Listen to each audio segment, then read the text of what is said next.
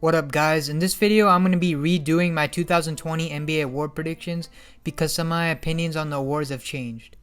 Also, I would appreciate it if you guys actually watch the whole video since this is one of my most well made, and please actually listen to my explanations for each award. Before we start, remember to drop a like and let me know what your predictions are in the comments.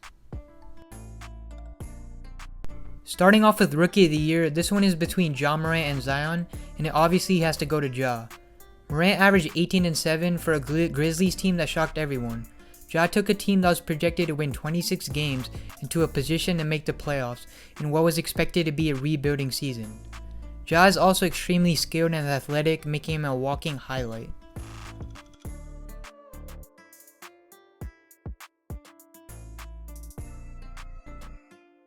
Next is the Most Improved Player Award. I narrowed it down to Brandon Ingram and Bam Adebayo, like most people have. Now this was very close and I can see either one winning it, but I'm gonna have to go with Brandon Ingram. He went from averaging 18 points per game last season to almost 25.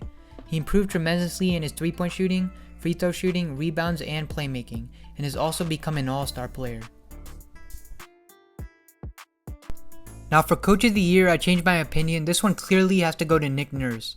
With the loss of Kawhi and many injuries throughout the season, Nurse has still managed to keep the Raptors as a top seed in the Eastern Conference when many people weren't even expecting them to be this good or even make the playoffs. Hey man, just shout out to Nurse, he's been a phenomenal coach this season. Next we have the Defensive Player of the Year. This one is between Anthony Davis and Giannis. AD is a top 3 defender in the league and has been averaging almost 2.5 blocks, but I'm gonna have to go with Giannis. Now please hear me out on my explanation before you disagree. Just look at this chart. This season, Giannis is first in defensive rating, first in defensive win shares, first in defensive box plus minus, and he's first in opponent field goal percentage. Also, the Bucks have been the best defensive rated team in the league, and Giannis has been the engine of their defense. Lastly, the Bucks have actually been the 5th best defense of all time this season, and Giannis is obviously the biggest contributor to that.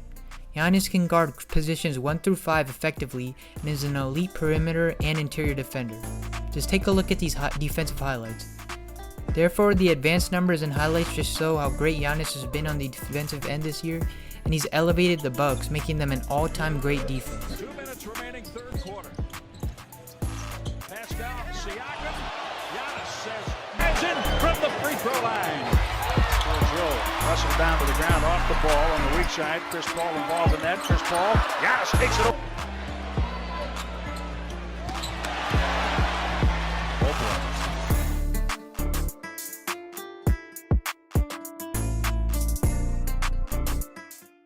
Next, I'm going to talk about the 6th Man of the Year.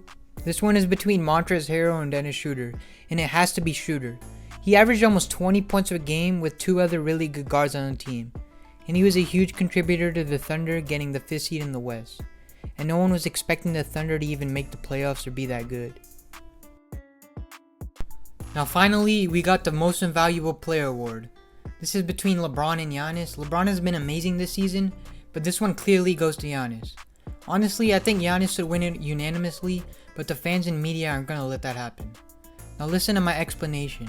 Giannis Antetokounmpo arguably had one of the greatest and most dominant seasons of all time. Take a look at this chart. Now I'm not going to read it all, but this just shows that Giannis has been destroying LeBron statistically. He averaged 30, 14, and 6 in barely 31 minutes per game, and look at his per 36 stats. This basically shows if he was playing around the same minutes as LeBron, he would be averaging 35 points per game, 16 rebounds, and almost 7 assists. That's absurd. Also, he's on pace to have the highest player efficiency rating in NBA history. I don't think people know how dominant Giannis and the Bucks have been this season. Unlike LeBron, Giannis is an elite defender, which I talked about already. And another example is that Giannis is first in player impact plus minus this year.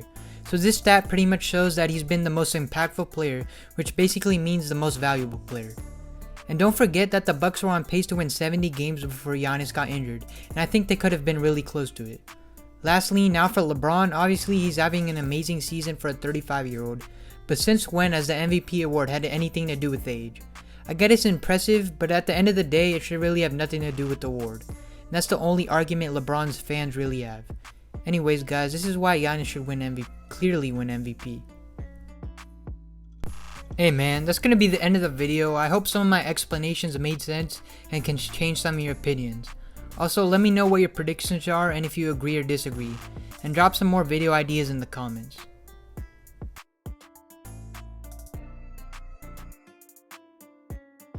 Points at the rim, high field goal percentage, but Embiid doing the job. Embiid thought he got fouled on the rip through. Adetokounmpo laid down the floor Like that. and now he has to deal with Julius Randle. He can deal with it.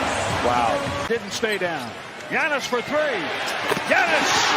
What their objectives are. Well, you get some mismatches when you get those three guards on the floor at the same time.